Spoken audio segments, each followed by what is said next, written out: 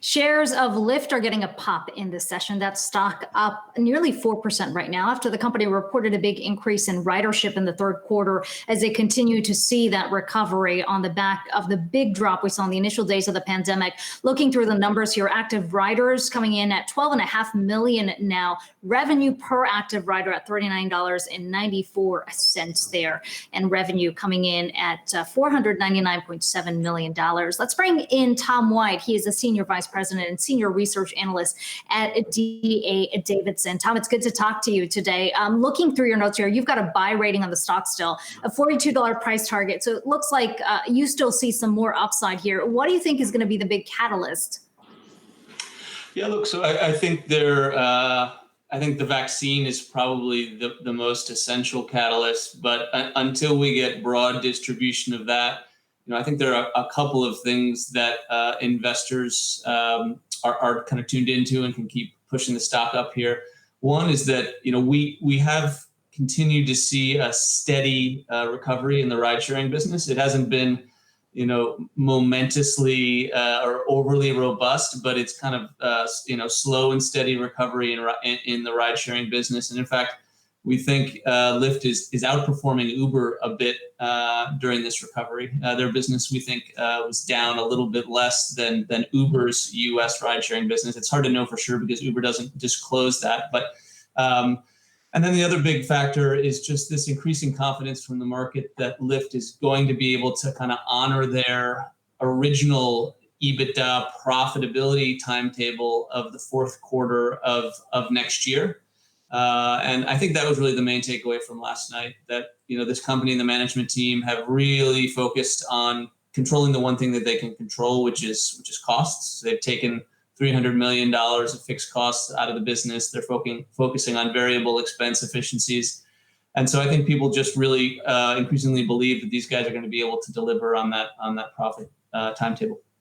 Yeah, that's what's interesting to me when you think about them trying to add this delivery segment to the business. Obviously, Uber's had that. It's kept them afloat here when we think about Eats versus rides for Uber. But for Lyft, I mean, how are you thinking they're going to be able to roll that out without additional costs here? And kind of what it might look like for Lyft if they want to start in retail and maybe expand to restaurants where we know pricing pressures already exist. Yeah, so I'm glad you mentioned the retail piece, because I do think there's maybe a little bit of confusion from the market about exactly what Lyft's doing here. They are taking sort of a novel approach to the idea of delivery. Lyft, certainly, at least not initially, is not planning to be kind of a Grubhub clone or an Uber Eats clone that has sort of a consumer-facing app. You're not going to be scrolling through your Lyft app, looking through menus and ordering. They're trying to kind of take a B2B type approach where they partner up with local businesses and help them facilitate that kind of last mile delivery for online orders that maybe come directly to the local business through their own website or their own mobile app. And the initial focus really is retail. It sounds like restaurants can sort of expand into restaurants over time. But as far as the impact to kind of the numbers for next year, this is in a very embryonic state, I would say. It's very early. It sounds like very small. There will be some incremental investment that is baked into the EBITDA kind of timetable for next year. It's not going to be massive, but they're going to kind of dip their toe in the water here a little bit more. And if it turns into something positive and they see good growth, I presume they'll kind of lean into investment there more. But I don't think it's going to really upset the apple cart in terms of the margin profile or the profit timetable for next year. Tom, when you think about Lyft and their messaging over the last several years, I mean, they've been pretty consistent that they are all about rides first. And yet this delivery component, yes, they're not going to this consumer-facing product, but I'm wondering how much of this is an admission on the company's part that, yes, they do need to offer more than rides right now in a very competitive environment. And to your point that you just made, even if it's in the early stages, how big of a driver do you think Lyft ultimately wants that to be because of just the amount of growth and the scale of the growth that we've seen in delivery over the pandemic? Yeah, no, it's a really interesting comment that you made about, really the core focus of this company being all about disrupting transportation. right? If you think about one of the co-CEOs, Logan Green, this has been sort of his, his big focus since he was in college is really, disrupting personal car ownership, eroding personal car ownership,